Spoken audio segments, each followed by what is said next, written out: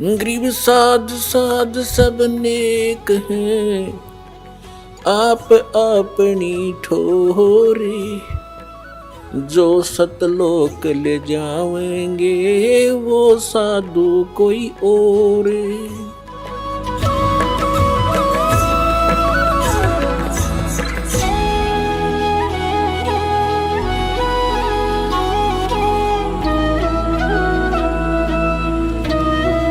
ಪರಮಾತ್ಮ ಏನು ಹೇಳ್ತಾರೆ? ಅಪ್ಪ ಆರತಿ ಅಪ್ಪ ಸಾಧ್ಯ, ಅಪ್ಪ किंगर अप बजे, अप ताल झान जनकारा, आप नचे आप देखना। कह कबीर ऐसी आरती गाऊं, आपा मध्य आप समाऊं। ಏನ್ ಹೇಳ್ತಾರೆ ಪರಮಾತ್ಮ?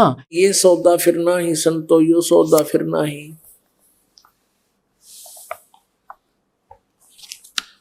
ये लोहे जैसा ताव जात है, काया देश राही।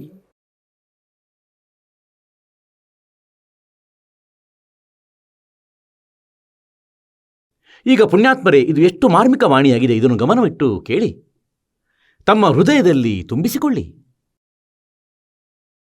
ಮತ್ತು ಪರಮಾತ್ಮನ ಈ ವಾಣಿಯ ಅಮೃತ ವಚನಗಳನ್ನು ಪದೇ ಪದೇ ಕೇಳಬೇಕಾಗಿದೆ ತಾವು. ಏಕೆಂದರೆ ಇದು ಇಂತಹ ವ್ಯವಸ್ಥೆ ಇದೆ ಇಲ್ಲಿಯದು, ಈ ಕಾಲನ ಲೋಕದ್ದು.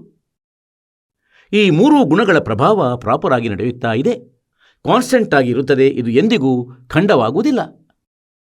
ಈ ಕಾರಣದಿಂದ ತಮ್ಮ ಮೇಲೆ ಆ ಪ್ರೆಷರ್ ವ್ಯವಸ್ಥಿತವಾಗಿ ಇದ್ದೇ ಇರುತ್ತದೆ. ಮತ್ತು ಪರಮಾತ್ಮನ ಈ ಆಂಟಿಬಯೋಟಿಕ್ ಜ್ಞಾನದ ಗೋಲಿಗಳಿಂದ, ಕ್ಯಾಪ್ಸುಲ್ಗಳಿಂದ ಇದು ತಮ್ಮ ಕಿವಿಗಳ ಮಾಧ್ಯಮದಿಂದ ಹೃದಯದಲ್ಲಿ ಸೇರಿಕೊಳ್ಳುವುದು. ಮತ್ತು ಇವು ಆಂಟಿಬಯೋಟಿಕ್ನ ಕೆಲಸ ಮಾಡುವು. ಇದು ನಿಷ್ಕ್ರಿಯಗೊಳಿಸುವುದು ಈ ಮೂರೂ ಗುಣಗಳ ಪ್ರಭಾವವನ್ನು. ಹೇಗೆಂದರೆ, ಬಹಳ ಆಳದಲ್ಲಿ ಜಲವಿರುತ್ತದೆ, ಸರೋವರದ್ದು. ಅದರ ಮೇಲೆ ಪಾಚಿ ಉಂಟಾಗುತ್ತದೆ ಮತ್ತು ಆ ಪಾಚಿಯನ್ನು ಕೈಯಿಂದ ಸರಿಸಿದರೆ ಅದು ದೂರವಾಗುತ್ತದೆ ಮತ್ತು ಸ್ವಚ್ಛ ಜಲ ನಮಗೆ ಪ್ರಾಪ್ತವಾಗುತ್ತದೆ. ಅಲುಗಾಡಿಸಿ ಸರಿಸುವುದನ್ನು ನಿಲ್ಲಿಸುತ್ತಲೇ ವಾಪಸ್ 2 ನಿಮಿಷದಲ್ಲಿ ಹಾವಸೆ ಅದನ್ನು ಕವರ್ ಮಾಡುತ್ತದೆ, ಮುಚ್ಚಿಬಿಡುತ್ತದೆ. ಇದೇ ರೀತಿ ಈ ಮೂರೂ ಗುಣಗಳ ಈ ಹಾವಸೆ ತಮ್ಮ ಅಂತಃಕರಣದಲ್ಲಿ ಸ್ವಾಭಾವಿಕ ರೂಪದಿಂದ ಬಂದು ಬಿಡುತ್ತದೆ. ಅದಕ್ಕಾಗಿ ಸತ್ಸಂಗ ಕೇಳುವುದು, ಈ ಹಾವಸೆಯನ್ನು ಸರಿಸುವುದು ಅತಿ ಅವಶ್ಯಕವಾಗಿದೆ. ಏನು ಹೇಳ್ತಾರೆ? यो सौदा फिर नाही संतो, यो सौदा फिर नाही। ಓಯ್ ಹೊಯ್, ಈ ಒಪ್ಪಂದ. ಈಗ ನಾವು ವ್ಯಾಪಾರಿಗಳು, ಬಿಸ್ನೆಸ್ ಮೆನ್ ಆಗಿದ್ದೇವೆ. ಮತ್ತು ಇಲ್ಲಿ ಈ ಲೋಕದಲ್ಲಿ, ಪೃಥ್ವಿ ಲೋಕದಲ್ಲಿ ನಾವು ಒಪ್ಪಂದ ಮಾಡಲು ಬಂದಿದ್ದೇವೆ. ಮತ್ತು ಜೀವನರೂಪಿ ಮೂಲಧನ, ಜೀವನರೂಪಿ ಶ್ವಾಸರೂಪಿ ಈ ಮೂಲಧನ ನಮಗೆ ಪ್ರಾಪ್ತವಾಗಿದೆ. ನಮ್ಮ ಏನು ಸಂಸ್ಕಾರಗಳಿವೆ ಅವು ನಮಗೆ ಸಿಕ್ಕಿವೆ, ಪ್ರಾರಬ್ಧ ನಮಗೆ ಪ್ರಾಪ್ತವಾಗಿವೆ. ಹೇಗೆಂದರೆ, ಈಗ ಯಾರೋ ಸಾಹುಕಾರ, ಯಾರೋ ಒಬ್ಬ ವ್ಯಕ್ತಿ 2, 4, 10 ಲಕ್ಷ ಪಡೆದು ಬೇರೊಂದು ಪಟ್ಟಣಕ್ಕೆ ಹೋಗುತ್ತಾನೆ ಬಿಸಿನೆಸ್ ಅನ್ನು ಮಾಡಲು. ಮತ್ತಲ್ಲಿ ಹೋಟೆಲಲ್ಲಿ ಯಾವುದೋ ಕೊಠಡಿ ಬಾಡಿಗೆಗೆ ಪಡೆಯುತ್ತಾನೆ ಅಥವಾ ಧರ್ಮಶಾಲೆಯಲ್ಲಿ. ಇದೇ ರೀತಿ ಇನ್ನೊಬ್ಬನು ಹೋಗುತ್ತಾನೆ. ಹೀಗೆ 3ನೇವನು ಹೋಗುತ್ತಾನೆ, 4ನೇವನು ಹೋಗುತ್ತಾನೆ. ಯಾವ ವ್ಯಕ್ತಿ ಮೂಲಧನ ಪಡೆದು ಹೋದರೂ 1 ಲಕ್ಷ, 2 ಲಕ್ಷ ಅಥವಾ 10 ಲಕ್ಷ ಆ ಮೂಲಧನವನ್ನು ಕೊಂಡು ಹೋದರು. ಈಗ ಅವರಿಗೆ ಆ ಮೂಲಧನದಿಂದ ಮುಂದೆ ಹಣವನ್ನು ಇನ್ನೂ ಹೆಚ್ಚಿಸಬೇಕಿತ್ತು, ಬಿಸ್ನೆಸ್ ಮಾಡಬೇಕಾಗಿತ್ತು, ಅದರಿಂದ ಲಾಭ ಸಂಪಾದನೆ ಮಾಡಬೇಕಿತ್ತು, ಅಂದರೆ ವ್ಯಾಪಾರ ಮಾಡಬೇಕಾಗಿತ್ತು. ಯಾರು ಹೀಗೆ ಮಾಡುತ್ತಾರೋ, ಅದರ ಸದುಪಯೋಗ ಮಾಡುತ್ತಾರೋ, ಮುಂದೆ ಬಿಸ್ನೆಸ್ ಮಾಡುತ್ತಾರೆ, ದ್ವಿಗುಣ, ತ್ರಿಗುಣ, 4 ಪಟ್ಟು ಅದರಿಂದ ಗಳಿಸಿ ಮರಳಿ ಹಿಂದಿರುಗಿ ಬರುತ್ತಾರೆ. ಆಗ ಅವನು ಅದನ್ನು ಸದುಪಯೋಗ ಮಾಡಿದಂತೆ. ಮತ್ತು ಯಾರು ಹೋಗಿ ಅಲ್ಲಿ ಹೋಟೆಲಲ್ಲಿ ಇದ್ದು ಬಿಡುತ್ತಾನೋ, ಯಾರು ಮೂಲಧನವನ್ನು ಪಡೆದು ಹೋಗಿ ಅದರಿಂದಲೇ ಶರಾಬು ಕುಡಿಯುತ್ತಾನೋ, ಅದರಿಂದಲೇ ಬಾಡಿಗೆ ನೀಡುತ್ತಾನೋ, ಅದರಿಂದಲೇ ಊಟ ಮಾಡುತ್ತಾನೋ, ಇಷ್ಟದಂತೆ ಪಿಕ್ಚರ್ ನೋಡುತ್ತಾನೋ ಮತ್ತು ತಿಂದು ಬಿಟ್ಟು ಮಲಗುತ್ತಾನೋ, ಹೀಗೆ ಆಯಿತು ಎಂದಾದರೆ ಅವನು ಆ ಮೂಲಧನವನ್ನು ನಷ್ಟಗೊಳಿಸುತ್ತಿದ್ದಾನೆ, ವ್ಯರ್ಥ ಮಾಡುತ್ತಾನೆ. ಮತ್ತು ಕೆಲವು ದಿನಗಳ ಬಳಿಕ ಅವನು ಕಂಗಾಲಾಗುವನು, ನಿರ್ಧನ ಆಗುವನು. ನಂತರ ಅವನು ಮರಳಿ ಬರುವನು, ಅವನ ಬಳಿ ಧನ ಇರದು. ಆಗ ಕೂಲಿ ಕೆಲಸಕ್ಕೆ ತೊಡಗುವನವನು, ಎಲ್ಲಾದರೂ ಬುಟ್ಟಿ ಹೊರುವನು. ಹಾಗಾಗಿ ಪುಣ್ಯಾತ್ಮರೇ, ತಾವುಗಳು ಇಲ್ಲಿ ಒಪ್ಪಂದ ಮಾಡಲು ಬಂದಿರುವಿರಿ, ಪರಮಾತ್ಮನ ಭಕ್ತಿ ಮಾಡಲು ಬಂದಿರುವಿರಿ. ಈ ಮೂಲಧನ ತಮಗೆ ಮನುಷ್ಯ ಶರೀರ ಸಿಕ್ಕಿದೆ, ಇದರಲ್ಲಿ ಸಂಸ್ಕಾರಗಳು ತಮಗೆ ಸಿಕ್ಕಿವೆ. ಶುಭ ಸಂಸ್ಕಾರಗಳಿಂದ ತಮ್ಮ ಬಳಿ ಉಚ್ಚ ಪೋಸ್ಟ್ ಕೂಡ ಇದೆ, ಒಳ್ಳೆಯ ಯಾವುದೋ ಧನವೂ ಇದೆ, ಕಾರು ಬಂಗಲೆ ಇದೆ, ಮಗ ಮತ್ತು ಮಗಳು ಇದ್ದಾರೆ. ಇದು ತಮ್ಮ ಮೂಲಧನ, ನಿಮ್ಮ ಪುಣ್ಯಗಳ ಕಾರಣದಿಂದ ಆಗಿದೆ. ಇದು ಹಿಂದಿನ ಜನ್ಮದ ಸ್ಟಾಕ್ ಇದೆ ತಮ್ಮ ಬಳಿ, ಇದು ಮೂಲಧನವಾಗಿದೆ. ಈ ಮೂಲಧನದಿಂದ ತಾವು ಇನ್ನೂ ಧನ ಸಂಪಾದಿಸಬೇಕಿತ್ತು, ಬಿಸ್ನೆಸ್ ಮಾಡಬೇಕಿತ್ತು, ಒಪ್ಪಂದವನ್ನು ಮಾಡಬೇಕಿತ್ತು. ಮತ್ತು ಆ ಒಪ್ಪಂದ ಈ ರಾಮನಾಮದ್ದಾಗಿದೆ, ಸದ್ಭಕ್ತಿ ದಾನ ಧರ್ಮದ್ದಾಗಿದೆ. ಯಾರು ಹೀಗೆ ಮಾಡುವುದಿಲ್ಲ ಮನುಷ್ಯ ಜೀವನ ಪ್ರಾಪ್ತಿಸಿ, ಅವನಂತೂ ತಿಳಿಯಿರಿ, ಹೋಟೆಲಲ್ಲಿ ವಾಸಿಸುತ್ತಿದ್ದಾನೆ, ತಿನ್ನುತ್ತಿದ್ದಾನೆ ಮತ್ತು ಮಲಗುತ್ತಿದ್ದಾನೆ, ಮತ್ತು ಫಿಲ್ಮ್ ನೋಡುತ್ತಿದ್ದಾನೆ, ಶರಾಬು ಕುಡಿಯುತ್ತಿದ್ದಾನೆ, ತನ್ನ ಮೂಲಧನವನ್ನು ನಾಶ ಮಾಡುತ್ತಿದ್ದಾನೆ ಮತ್ತು ಕಂಗಾಲಾಗಿ ಹೋಗುವನು. ಹೀಗೆಯೇ ಯಾರು ಪರಮಾತ್ಮನ ಭಕ್ತಿ ಮಾಡದೆ ಕೇವಲ ಪೂರ್ವಜನ್ಮದಿಂದ ಪ್ರಾಪ್ತವಾದ ಅವನ ಪುಣ್ಯಗಳ ಆಧಾರದಿಂದ ಸುಖವಿದೆ, ಅದನ್ನೇ ಪ್ರಾಪ್ತಗೊಳಿಸಲಿ ಸಂತೋಷಕ್ಕೆ ಪಾರವೇ ಇಲ್ಲದಂತಿದ್ದಾನೆ, ಕಾರುಗಳಲ್ಲಿ ತಿರುಗುತ್ತಾನೆ, ಬಿಸ್ನೆಸ್ ಅಂದುಕೊಂಡು ಇವನು ನಕಲಿ ಬಿಸ್ನೆಸ್ ಮಾಡುತ್ತಾನೆ, ಇಲ್ಲಿ ಅದು ಭಕ್ತಿಯನ್ನು ಮಾಡುವುದಿಲ್ಲ. ಹಾಗಾದರೆ ಅವನು ತನ್ನ ಮೂಲಧನದ ನಾಶ ಮಾಡುತ್ತಿದ್ದಾನೆ. ಮತ್ತು ಪುಣ್ಯಾತ್ಮಗಳಾದ ನೀವು ಏನಿದ್ದೀರಿ, ತಾವು ತಮ್ಮ ಆ ಮೂಲಧನದ ಈಗ ಸದುಪಯೋಗವನ್ನು ಮಾಡುತ್ತಿರುವಿರಿ. ಮುಂದುವರಿದು ಇದರ ಬೆಲೆಯ ಅರಿವು ಗೊತ್ತಾಗುತ್ತದೆ ಪ್ರಪಂಚ ಬಿಟ್ಟು ಹೋಗುವಾಗ. तो क्या बताते हैं, ये सौदा फिरना ही संतो, ये सौदा फिरना ही, ये लोहे जैसा तावजात है, काया दे सिराही, 3 लोक और भवन चतुर्दश, सब जग सौदे आही। 3 लोक और भवन चतुर्दश. ಇಲ್ಲಿ ಎಷ್ಟೆಲ್ಲ ಜೀವಾತ್ಮಗಳಿವೆಯೋ ಅವು ತಮ್ಮ ಒಪ್ಪಂದಕ್ಕಾಗಿಯೇ ಇಲ್ಲಿಗೆ ಬಂದಿರುವವು. ಈಗ ಅಂತೆಯೇ ಮೇಲಿನ ಲೋಕಗಳಲ್ಲಿ ಯಾರು ಹೊರಟು ಹೋಗಿದ್ದಾರೋ ಅವರು ಇಲ್ಲಿ ಹೇಗೆ ಬಿಸ್ನೆಸ್ ಅನ್ನು ಮಾಡಿದರು, ಎಷ್ಟು ಧನ ಕೂಡಿಸಿದರು, ಪರಮಾತ್ಮನ ಭಕ್ತಿಯದು ಅಂದರೆ ಎಷ್ಟು ಸಂಪಾದನೆ ಮಾಡಿದರು, ಅದರ ಆಧಾರದಿಂದ ಯಾರೋ ಬ್ರಹ್ಮ ಆದ, ಯಾರೋ ವಿಷ್ಣು ಆದ, ಯಾರೋ ಶಿವನಾದ, ಯಾರೋ ದೇವತೆಯಾದರು, ಯಾರೋ ಇಂದ್ರ ಕುಬೇರ ವರುಣರಾದರು, ಮತ್ಯಾರೋ ಕತ್ತೆಯಾದರು. ಯಾರು ಹೇಗೆ ಮಾಡಿದರೋ ಹಾಗೆ. ಮತ್ತು ಎಲ್ಲಿಯವರೆಗೆ ನಮಗೆ ಸತ್ಯ ಸಾಧನೆ ಸಿಗುವುದಿಲ್ಲ, ಆಗ ನಾವು ಪುನಃ ಇಲ್ಲಿ ಬ್ರಹ್ಮ ವಿಷ್ಣು ಮಹೇಶ್ವರದ್ದು ಕೂಡ ಪದವಿಯನ್ನು ಪ್ರಾಪ್ತಿಸಿ ಕಾಲನ ಜಾಲದಲ್ಲಿ ಮತ್ತು ಜನ್ಮ ಮೃತ್ಯುವಿನಲ್ಲಿ ಸದಾ ಇರುತ್ತೇವೆ. ಇದರ ಜೊತೆಗೆ ಪ್ರೇರಣೆ ನೀಡಲಾಗುತ್ತಿದೆ ಏನೆಂದರೆ, ರಾಮನಾಮದ ಭಕ್ತಿಯನ್ನು ಮಾಡಿ ರಾಮನಾಮ ಜಪಿಸಿ, ನಂತರ ನಿಮಗೆ ನಿರ್ಣಯ ನೀಡಲಾಗುವುದು ಏನೆಂದರೆ ಯಾವ ರಾಮನ ಭಕ್ತಿ ಮಾಡಬೇಕು. ये सौदा फिरना ही संतो, यो सौदा फिरना ही, और लोहे जैसा तावजात है, काया दे सराही. ಹೇಗಂದ್ರೆ ಲೋಹವನ್ನು ಬಿಸಿ ಮಾಡುತ್ತಾರೆ. ಮೊದಲು ಭಟ್ಟಿಯಲ್ಲಿಟ್ಟು ಕುಲುಮೆಯಲ್ಲಿ ಲೋಹವನ್ನು ಕಾಯಿಸುತ್ತಿದ್ದರು ಕಮ್ಮಾರರು. ಹಾಗಂತೂ ಇದು ಒಂದು ಸಿಂಪಲ್ ಉದಾಹರಣೆ ನೀಡಲಾಗುತ್ತಿದೆ. ಆಗ ಲೋಹವನ್ನು ಕಾಯಿಸಿ ಬೇಗನೆ ಹೊರತೆಗೆದು ಬಿಡುತ್ತಿದ್ದ ಕಮ್ಮಾರ ಶಿಲ್ಪಿ, ಮತ್ತು ತಕ್ಷಣವೇ ಅದಕ್ಕೆ ಮೇಲಿಂದ ಹೊಡೆತವನ್ನು ಕೊಡುತ್ತಿದ್ದ. ಬಿಸಿ ಬಿಸಿ ಲೋಹದ ಮೇಲೆ ಏನು ಶಾಖ ಅದರಿಂದ ಬರುತ್ತದೆ ಅದರ ಮೇಲೆ ಹೊಡೆತ ಕೊಡಲಾಗುತ್ತದೆ, ಮತ್ತು ಅದಕ್ಕಾಗಿ ಅದನ್ನು ಕಾಯಿಸಲಾಗಿತ್ತು.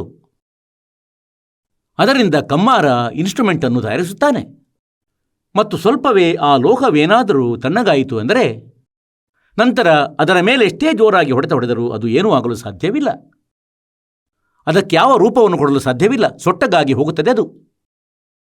ಇದಕ್ಕಾಗಿ ಬಿಸಿ ಬಿಸಿ ಶಾಖ ಇರುವಾಗಲೇ ಯಾವಾಗ ಲೋಹಕ್ಕೆ ಹೊಡೆತ ನೀಡಲಾಗುತ್ತದೆ ಆಗ ಅದರ ಲಾಭ ಪಡೆಯಲು ಸಾಧ್ಯವಿದೆ. ಏನು ಮಾಡಲು ಬಯಸುತ್ತಾರೋ ಅದು ಮಾಡಲಾಗುತ್ತದೆ. ಹೀಗೆಯೇ ಈ ಮನುಷ್ಯ ಶರೀರ ತಮ್ಮದು ಈಗ ಬಿಸಿ ಲೋಹವಾಗಿದೆ. ಇದರ ಮೇಲೆ ರಾಮನಾಮದ ಹೊಡೆತ ನೀವು ನೀಡುತ್ತಿದ್ದರೆ ಆಗ ಇದರ ಸದುಪಯೋಗವಾಗುವುದು. ಮತ್ತು ಇದು ಒಂದು ವೇಳೆ ತಣ್ಣಗಾಯಿತು ಅಂದು ಈ ಶರೀರ ಬಿಟ್ಟು ಬಿಡುವುದು ತಮ್ಮಿಂದ, ಮತ್ತೆ ಆಗಲಾಗದು. ಮತ್ತೆ ಅಂತೂ ಇದು ಒಂದೋ ಎಲ್ಲೋ ಕತ್ತೆಯ ಮುಖವಾಗುವುದು, ಇಲ್ಲ ನಾಯಿ ಮುಖ. ಆಗ ಈ ವಕ್ರ ಸೊಟ್ಟ ಮುಖಗಳು ಆಗುವು, ಈ ಸುಂದರ ಶರೀರ ಕೂಡ ಇರುವುದಿಲ್ಲ. ಹೇಳುವ ಅರ್ಥ ಏನೆಂದರೆ, ಈ ಮನುಷ್ಯ ಶರೀರ ಇರುತ್ತಲೇ ನಾವು ಏನು ಮಾಡಬೇಕು ಅದನ್ನು ಮಾಡಬೇಕಾಗುತ್ತದೆ.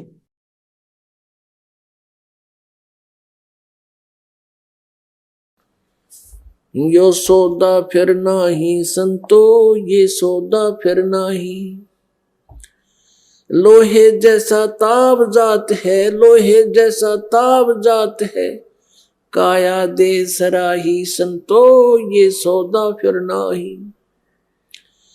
तीन लोक और भवन चतुर्दश, तीन लोक और भवन चतुर्दश, सब जग सौदे आही संतो ये सौदा फिर नाही। दुगने तिगने किए चौगने, दुगने तिगने किए चौगने, किन्हों मूल गवाई संतो ये सौदा फिर नाही। यो सौदा फिर नाही संतो यो सौदा फिर नाही। यो दम टूटे पिंडा फूटे, ये दम टूटे पिंडा फूटे, फिर हो लेखा दरगाह माही संतो ये सौदा फिर नाही। यो सौदा फिर नाही संतो यो सौदा फिर नाही। उस दरगाह में मार पड़ेगी, उस दरगाह में मार पड़ेगी, जम पकड़ेंगे बाही संतो यो सौदा फिर नाही। यो सौदा फिर नाही संतो यो सौदा फिर नाही। वह दिन की मोए डर नहीं लागे, वह दिन की मोए डर नहीं लागे, लज्जा रेक नाही संतो यो सौदा फिर नाही। नर नारायण दे पाए के, नर नारायण दे पाए कर, फिर 84 जाहिर संतो यो सौदा फिर नाही। यो सौदा फिर नाही संतो यो सौदा फिर नाही। जा सतगुरु की मैं बलिहारी, जा सतगुरु की मैं बलिहारी, जो जामन मरण मिटाई रे संतो यो सौदा फिर नाही। यो सौदा फिर नाही रे संतो यो सौदा फिर नाही। कुल परिवार तेरा सकल कबीला, कुल परिवार तेरा सकल कबीला, मसलत एक ठहराई रे संतो यो सौदा फिर नाही। यो सौदा फिर नाही रे संतो यो सौदा फिर नाही। बांध पिंजड़ी आगे धर लिया, बांध पिंजड़ी आगे धर लिया, फिर मरघट को ले जाही रे संतो यो सौदा फिर नाही। अग्नि लगा दिया जद लंबा, अग्नि लगा दिया जद लंबा, फूक दिया उस ठाही रे संतो यो सौदा फिर नाही। यो सौदा फिर नाही रे संतो यो सौदा फिर नाही। पुराण उठा फिर पंडित आए, पुराण उठा फिर पंडित आए, पीछे गरुड़ पढ़ाई रे संतो यो सौदा फिर नाही। यो सौदा फिर नाही रे संतो यो सौदा फिर नाही। नर से तू पशुआ कीजे, नर से तू पशुआ कीजे, गद्दा बैल बनाई रे संतो यो सौदा फिर नाही। यो सौदा फिर नाही रे संतो यो सौदा फिर नाही। ये 56 भोग कहाँ मन बोरे, 56 भोग कहाँ मन बोरे, फिर कुरड़ी चरने जाई रे संतो यो सौदा फिर नाही।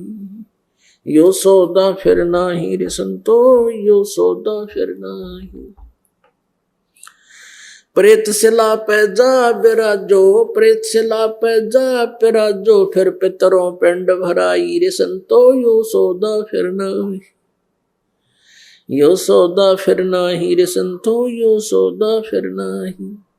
बहुर श्राद्ध खान को आए, बहुर श्राद्ध खान को आए, फिर काग बहे कलमाही रे संतो यो सौदा फिर नाही। यो सौदा फिर नाही रे संतो यो सौदा फिर नाही। जय सतगुरु की संगत करते, जय सतगुरु की संगत करते, तेरे सकल कर्म कट जाई रे संतो यो सौदा फिर नाही। यो सौदा फिर नाही रे संतो यो सौदा फिर नाही। अमरपुरी पर आसन होते, अमरपुरी में आसन होते, जहां धूप ना छाई रे संतो यो सौदा फिर नाही। यो सौदा फिर नाही रे संतो यो सौदा फिर नाही। सुरत निरत मन पवन पियाना, सुरत निरत मन पवन पियाना, शब्दे शब्द समाई रे संतो यो सौदा फिर नाही। यो सौदा फिर नाही रे संतो, यो सौदा फिर नाही। गरीबदास गलतान महल में, गरीबदास गलतान महल में, मिले कबीर गोसाई रे संतो, यो सौदा फिर नाही। ಈಗ ಪುಣ್ಯಾತ್ಮರೇ, ಋಗ್ವೇದ ಮಂಡಲ ಸಂಖ್ಯೆ 9, ಸೂಕ್ತಿ ಸಂಖ್ಯೆ 86, ಮಂತ್ರ ಸಂಖ್ಯೆ 26 ಮತ್ತು 27ರಲ್ಲಿ ಋಗ್ವೇದ ಮಂಡಲ ಸಂಖ್ಯೆ 9, ಸೂಕ್ತಿ ಸಂಖ್ಯೆ 82, ಮಂತ್ರ ಸಂಖ್ಯೆ 1, 2, 3ರಲ್ಲಿ ಋಗ್ವೇದ ಮಂಡಲ ಸಂಖ್ಯೆ 9, ಸೂಕ್ತಿ ಸಂಖ್ಯೆ 96ರ ಮಂತ್ರ ಸಂಖ್ಯೆ 16 20ರಲ್ಲಿ ಮತ್ತು ಋಗ್ವೇದ ಮಂಡಲ ಸಂಖ್ಯೆ 9, ಸೂಕ್ತಿ ಸಂಖ್ಯೆ 97ರ ಮಂತ್ರ ಸಂಖ್ಯೆ 56 57ರಲ್ಲಿ ಮತ್ತು ಕೂಡ ಬಹಳಷ್ಟು ಸ್ಥಾನಗಳಲ್ಲಿ ವೇದಗಳಲ್ಲಿ ಪ್ರಮಾಣ ನೀಡಲಾಗಿದೆ. ಏನಂದರೆ, ಆ ಪರಮಾತ್ಮ ಸತ್ಯಲೋಕದಿಂದ ಹೊರಟು ಬರುತ್ತಾರೆ, ತನ್ನದೊಂದು ಸ್ಥಾನದಲ್ಲಿ ಇರುತ್ತಾರೆ, ಮೇಲೆ ಸತ್ಯ ಖಂಡದಲ್ಲಿ, ಅಲ್ಲಿಂದ ಸ್ವತಃ ವೇಗದಿಂದ ಬರುತ್ತಾರೆ, ಹಗುರ ತೇಜಪುಂಜದ ಒಂದು ಬೇರೆ ಶರೀರ ಧಾರಣೆ ಮಾಡುತ್ತಾರೆ, ಅದು ಕಡಿಮೆ ಪ್ರಕಾಶದ್ದಾಗಿರುತ್ತದೆ ಮತ್ತು ಒಳ್ಳೆಯ ಆತ್ಮಗಳಿಗೆ ಬಂದು ಸಿಗುತ್ತಾರೆ, ಯಾರು ದೃಢ ಭಕ್ತರಾಗಿರುತ್ತಾರೆ. ಆ ದೃಢ ಭಕ್ತನಿಗೆ ನಂತರ ತನ್ನ ಸ್ಥಿತಿಯಿಂದ ಪರಿಚಿತಗೊಳಿಸಿ ಅವನನ್ನು ಪುನಃ ಇಲ್ಲಿಗೆ ತಂದು ಬಿಡುತ್ತಾರೆ. ನಂತರ ಆ ಭಕ್ತ ಮತ್ತು ಜೊತೆಯಲ್ಲಿ ಪರಮಾತ್ಮ ಕೂಡ ಪದೇ ಪದೇ ಬಂದು, ಅಂದರೆ 120 ವರ್ಷಗಳ ತನಕ ಪರಮೇಶ್ವರ ಒಬ್ಬ ಮನುಷ್ಯನಂತೆ ಜೀವನವನ್ನು ಜೀವಿಸಿ ಇಲ್ಲಿ ಭಾರತ ವರ್ಷದಲ್ಲಿ, ಅಂದರೆ ಪೃಥ್ವಿಲೋಕದ ಮೇಲೆ ಇದ್ದರು. ಆ ಸಮಯದಲ್ಲಿ ಅವರು ಕೂಡ ಇದೇ ಗುಣಗಾನ ಮಾಡಿದರು. ತನ್ನ ಮಹಿಮೆಯನ್ನು ತಾವೇ ಹೇಳಿದರು, ಒಬ್ಬ ದಾಸನ ರೂಪದಲ್ಲಿ, ಒಬ್ಬ ಸಂತ, ಒಬ್ಬ ಭಕ್ತನಾಗಿದ್ದು ತನ್ನ ಮಹಿಮೆಯ ವರ್ಣನೆಯನ್ನು ಮಾಡಿದರು. ಮತ್ತು ಅಂತೆಯೇ ಅವರಲ್ಲಿ ಯಾರಿಗೆ ಪರಮಾತ್ಮ ಪುಣ್ಯಾತ್ಮನುಗಳಿಗೆ ದೃಢಭಕ್ತರಿಗೆ ಭಗವಂತ ಸಿಕ್ಕಿರುತ್ತಾರೋ ಅಂಥವರಲ್ಲಿ ಒಬ್ಬರು ಆದರಣೀಯ ಗರೀಬ್ ದಾಸ ಸಾಹೇಬರು. ಊರು ಚುಡಾಣಿ, ಜಿಲ್ಲೆ ಝಜ್ಜರ್, ಹರಿಯಾಣದ ವಾಸಿಯಾಗಿದ್ದರು ಮತ್ತು ಅವರಿಗೆ ಭಗವಂತ ಸಿಕ್ಕಿದರು. ಮತ್ತು ತದನಂತರ ಗರೀಬ್ ದಾಸ ಸಾಹೇಬರು ಆ ಪರಮಾತ್ಮನಿಂದ ಪ್ರಾಪ್ತವಾದ ಜ್ಞಾನವನ್ನು, ಪರಮಾತ್ಮನನ್ನು ಕಣ್ಣಾರೆ ಕಂಡ ಸ್ಥಿತಿಯನ್ನು ಮಾತ್ರವಲ್ಲ, ಕಣ್ಗಳಿಂದ ನೋಡಿದ ಅಲ್ಲಿ ಮೇಲಿನ ಲೋಕಗಳಲ್ಲಿನ ನರಕದಲ್ಲಿ ಮತ್ತು ಅನ್ಯ ಸ್ಥಾನಗಳಲ್ಲಿ ಈ ಜೀವಾತ್ಮನೊಡನೆ ಏನೇನು, ಎಂತಹ ವ್ಯವಹಾರ ಆಗುತ್ತದೆ, ಎಂತಹ ಘಟನೆಗಳು ಘಟಿಸುತ್ತವೆ, ಕಣ್ಣಾರೆ ಕಂಡದ್ದನ್ನು ವರ್ಣನೆ ಮಾಡಿದರು. ಈಗ ಇವರಿಗೇನು ಅಗತ್ಯವಿತ್ತು ಇಂಥ ವಿಷಯಗಳನ್ನು ಹೇಳುವುದು? ಮತ್ತು ನಮ್ಮ ತನಕ ಈ ಸಂದೇಶ ಭಗವಂತನದು ತಲುಪಿಸುವುದು ಅವರಿಗೇನೋ ಅವಶ್ಯಕತೆ ಇತ್ತು. ಪುಣ್ಯಾತ್ಮರೇ, ಯಾರೋ ಹಾಡುಗಾರನು ಬಂದಿದ್ದರೆ ಅವನು ತನ್ನ ಕವಿತೆಯನ್ನು ಹಾಡಿ ಹೊಟ್ಟೆಪಾಡು ನಡೆಸುತ್ತಾನೆಂದು ನಾವು ಒಪ್ಪುವುದಿಲ್ಲ. ಇವನಂತೂ ಹೊಟ್ಟೆಪಾಡಿಗಾಗಿ ಹಾಡುತ್ತಾನೆಂದು ಭಾವಿಸುತ್ತಿದ್ದೆವು. ಇನ್ಯಾರೋ ಭಜನೆ ಮಾಡುವನಿದ್ದರೆ ಭಜನೆ ಮಾಡಿ ಪ್ರಪಂಚಕ್ಕೆ ಮೋಹಗಳಿಸುವುದಕ್ಕಾಗಿ ಹಾಡುಗಳನ್ನು ಯದ್ವಾತದ್ವಾ ಹಾಡಿಕೊಂಡು ತನ್ನ ಹೊಟ್ಟೆಪಾಡಿಗಾಗಿ ಆ ಕೆಲಸವನ್ನು ಮಾಡಬಹುದು. ಆವಾಗ ಅವುಗಳನ್ನು ಕೂಡ ನಾವು ವಿಶ್ವಾಸ ಮಾಡುವುದಿಲ್ಲ. ಈಗ ಪೂರ್ಣ ಪರಮಾತ್ಮ ಕಬೀರ ಪರಮೇಶ್ವರರು ಬಂದರು. ಬಟ್ಟೆನೆಯ್ದು ತಮ್ಮ ಕೆಲಸವನ್ನು ನಿಭಾಯಿಸುತ್ತಿದ್ದರು ಮತ್ತು ಪ್ರವಚನ ಮಾಡುವುದಕ್ಕೆ ಯಾವ ಹಣ ಪಡೆಯುತ್ತಿರಲಿಲ್ಲ, ನಾಮದೀಕ್ಷೆಗಾಗಿ ಯಾವ ಹಣ ಪಡೆಯುತ್ತಿರಲಿಲ್ಲ. ಬದಲಾಗಿ ತನ್ನ ಕಡೆ ಎಷ್ಟು ಸಾಮರ್ಥ್ಯವಿತ್ತೋ ಅವರ ಬಳಿ ಶೇಷ ಉಳಿಯುತ್ತಿದ್ದ ಹಣದಿಂದ ಅವರು ಊಟ ಮಾಡಿಸುತ್ತಿದ್ದರು, ಭಂಡಾರವನ್ನು ನಡೆಸುತ್ತಿದ್ದರು.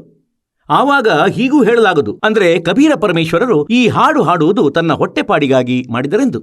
ಇದನ್ನೂ ಹೇಳಲಾಗದು. ಗರೀಬ್ ದಾಸರದು 1300-1400 ಎಕರೆ ಜಮೀನಿತ್ತು ಇಂದಿನಿಂದ 250-300 ವರ್ಷ ಪೂರ್ವದಲ್ಲಿ. ಅಂದರೆ ಈ ರೀತಿಯೂ ಅಲ್ಲ, ಗರೀಬ್ ದಾಸರು ಕೂಡ ಯಾವುದೋ ಇಂಥದ್ದು ತನ್ನ ಹೊಟ್ಟೆಪಾಡಿಗಾಗಿ ಯಾವುದೋ ಇಂಥದೇ ಯದ್ವಾತದ್ವ ಕಥೆಗಳನ್ನು ಮಾಡಿರಬಹುದು ಎಂದು. ಪರಮಾತ್ಮನನ್ನು ನೋಡಿದರು, ಪರಮೇಶ್ವರ ಇವರಿಗೆ ಬಂದು ಸಿಕ್ಕಿದರು, ಸತ್ಯಖಂಡಕ್ಕೆ ಒಯ್ದರು, ನಂತರ ಮರಳಿ ಬಿಟ್ಟರು ಮತ್ತು ಎಲ್ಲ ಬ್ರಹ್ಮಾಂಡಗಳಲ್ಲಿ ಪರಮಾತ್ಮನು ಆ ಪ್ರೀತಿಯ ಆತ್ಮವನ್ನು ಸುತ್ತಾಡಿಸಿದರು, ತನ್ನ ಸಾಮರ್ಥ್ಯದಿಂದ ಪರಿಚಿತಗೊಳಿಸಿದರು.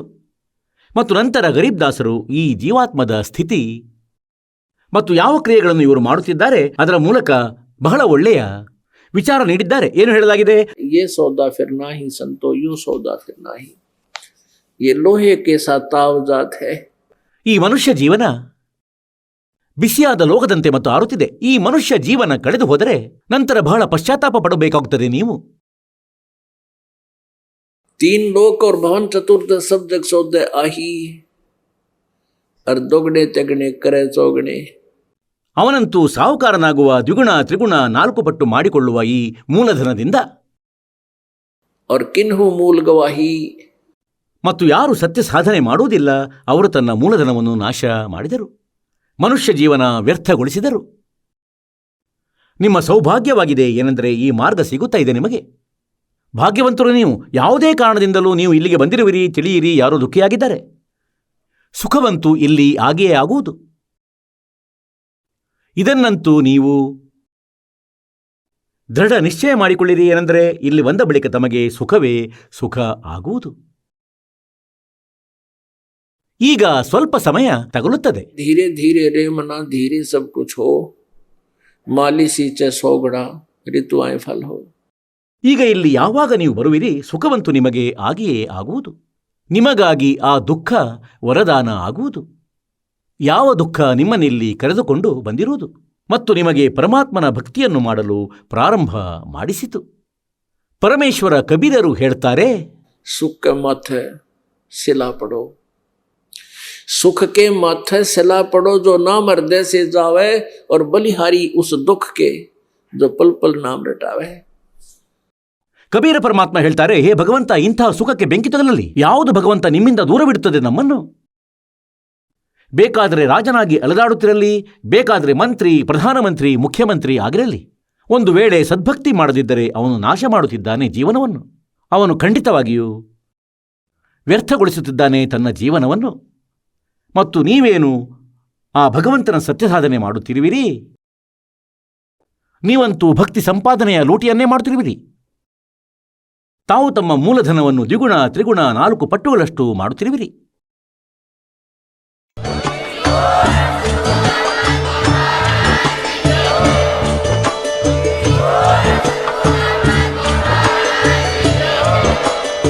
ನೀವು ಕೇಳಿದ್ದೀರಿ ಜಗದ್ಗುರು ತತ್ವದರ್ಶಿ ಸಂತ ರಾಮ್ಪಾಲ್ ಮಹಾರಾಜರ ಮಂಗಳ ಪ್ರವಚನ. ಹೆಚ್ಚಿನ ಮಾಹಿತಿಗಾಗಿ ವಿಸಿಟ್ ಮಾಡಿ ನಮ್ಮ ವೆಬ್ಸೈಟ್ www.jagadguru-rampalji.org. ಸಂತ ರಾಮ್ಪಾಲ್ ಮಹಾರಾಜರ ಶುಭ ಆಶೀರ್ವಾದದಿಂದ ಇಡೀ ವಿಶ್ವದಲ್ಲಿ 500ಕ್ಕೂ ಹೆಚ್ಚು ನಾಮದೀಕ್ಷಾ ಕೇಂದ್ರಗಳಿವೆ. ಇದರಲ್ಲಿ ಸಂತ ರಾಮ್ಪಾಲ್ ಮಹಾರಾಜರಿಂದ ನಿಶುಲ್ಕವಾಗಿ ಆನ್ಲೈನ್ ನಾಮದೀಕ್ಷೆ ಕೊಡಲಾಗುತ್ತಿದೆ. ತಮ್ಮ ಹತ್ತಿರದ ನಾಮದೀಕ್ಷಾ ಕೇಂದ್ರದ ಮಾಹಿತಿಗಾಗಿ ಸಂಪರ್ಕಿಸಿ 888 444 7302.